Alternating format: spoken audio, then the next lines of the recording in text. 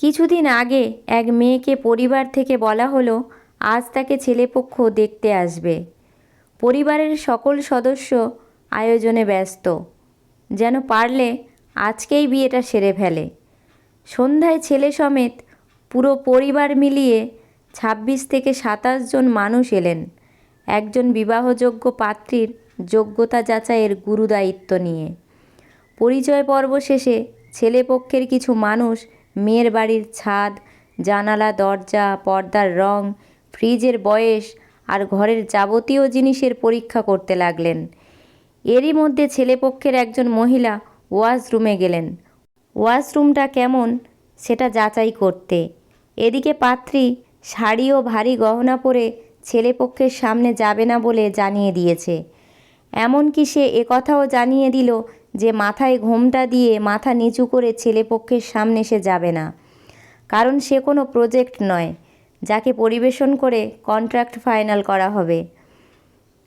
মেয়েটার যুক্তি যেহেতু এটাই, এখনও নিশ্চিত নয় যে ওই ছেলেই আমার স্বামী হবে, সুতরাং তাকে এত অতিরিক্ত সম্মানে আখ্যায়িত করার কোনো মানে হয় না। আধ ঘন্টা পরে ডাইনিং টেবিলে নানা রকম খাবার দেওয়ার পরেও তাদের কাছে কমতি মনে হলো। খাবার টেবিলে এমন একটা ভাব সবাই দেখাচ্ছিল যেমন এমন রাজভোগ তারা সকাল সন্ধ্যায় খায়। কেউ বলছে ঝাল খাবে না, কেউ বলছে মিষ্টি খাবে না, কারুর আবার টনসিলের প্রবলেম, কেউ আবার বেশি গরম খেতে পারে না। ঘণ্টাখানেক পরে মেয়ে দেখানোর পালা শুরু হয়। এরই মধ্যেই কানাকানি শুরু। শাড়ি পরেনি, মাথায় ঘোমটা নেই, কোনো গায়ে গয়না নেই। তারপর শুরু হয় প্রশ্নের পালা। পড়াশোনা কতটুকু জানো? তোমার হাইট কত? তোমার হাতের লেখা কেমন দেখাও, একটু হেঁটে দেখাও তো। এমনকি প্রশ্নের ধরন এমন ছিল যে বাড়ির মহিলারা বাজার করতে যায় কি না এটাও তাদের জানতে হবে। এদের সব প্রশ্নের পালা শেষ হলে এবার পাত্রী প্রশ্ন করা শুরু করে। সে পাত্রকে উদ্দেশ্য করে জিজ্ঞাসা করল, আপনি গান গাইতে পারেন? পাত্র বলল, আমার গলা ভালো না। পাত্রী বলল, গিটার বাজাতে পারেন? পাত্র বলল, আসলে শেখা হয়নি। পাত্রী বলল, আমার আশেপাশের সব ছেলেরাই জানে, তাই জিজ্ঞাসা করলাম। তা কবিতা লেখেন? পাত্র বলল, না। পাত্রী বলল, ডাক্তার হতে ইচ্ছা বা ইঞ্জিনিয়ার? পাত্র বলল, আসলে সুযোগ ছিল না। পাত্রী বলল, আপনি নাচতে পারেন? পাত্র একটু লজ্জা পেয়ে বলল, আজ্ঞে না। পাত্রী বলল, রাঁধতে পারেন? পাত্র বলল, সেটা তো মেয়েদের কাজ। পাত্রী বলল, বাংলা ছাড়া আর কী ভাষা জানেন? হিন্দি জানেন নিশ্চয়ই? পাত্র বলল, না। পাত্রী বলল, তাহলে একটু সমস্যা আছে।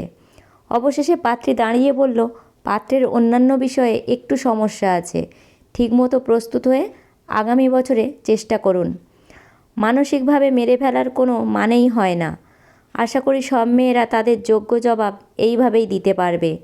টাকা আছে বলে নিজেকে বেশি দামি মনে করো না। হসপিটালের বেডে শুয়ে দেখো, পাশে শুয়ে থাকা গরিব মানুষটার দামও তোমার মতো।